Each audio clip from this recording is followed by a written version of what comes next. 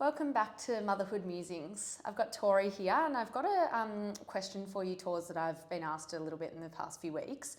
A newborn baby that was previously sleeping for, some sort of stretch of time, an hour, 2 hours, it suddenly is woken up to the world around that 4 to 6 week mark and is no longer sleeping more than sort of 30 minutes and often requiring a lot of contact naps, not really wanting to be put down. What's the best way of managing this?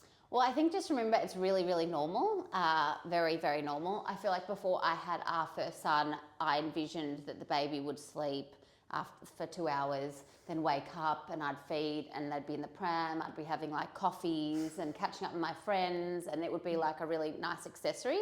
I really did think that before my first. Whereas the reality of it is it's not the case. So your baby has gone from not even feeling thirst, hunger, it's dark in the womb, it's got all of the sounds from, hearing mum's heartbeat.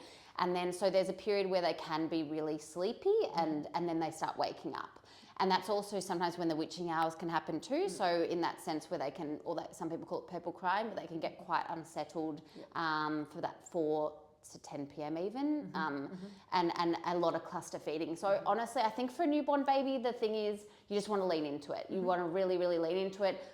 Lead into the cluster feeding. That's really great because it's bringing in more milk around that time of the day, at the end of the day where you want your supply to be great so that they're having a big feed before having a stretch of sleep, hopefully.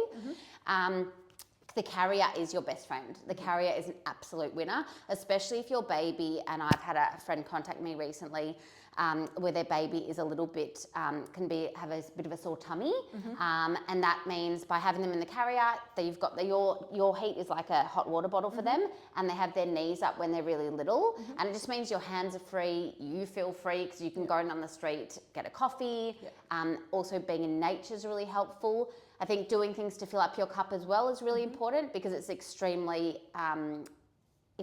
tiring time, obviously. Tapping out when you need to if you have family or your partner around, that would be amazing. Get them to go and take baby for a carrier walk while you're resting.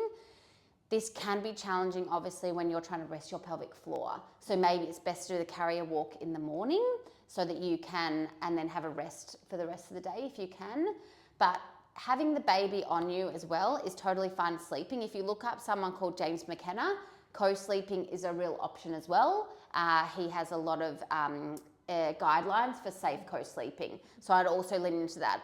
It does not mean by you doing this and leaning into it that you're creating bad habits because these things can also change as your baby's developing. As you know, sleep is a milestone. Now Eddie's down to 1 nap. He'll sleep, he's a totally different, he's consolidated his sleep overnight. So it all naturally happens. So I think just leaning into the phase. Also, it's really sad when they stop doing those koala sleeps on you. Do you know what I mean? It's like now with my kids, they'd have to be really, really sick in order to sleep on me. Do you know what I mean? They'll sleep next to me in the bed, but to fall on in the middle of the day to fall asleep on me. So I think lean into it and you're doing really, really well. Try not to listen to other people and all the background noise because every baby's unique and what your baby needs, you know them better than anyone. Perfect. Thanks. That's very helpful and hopefully that helps everyone who's going through this phase at the moment.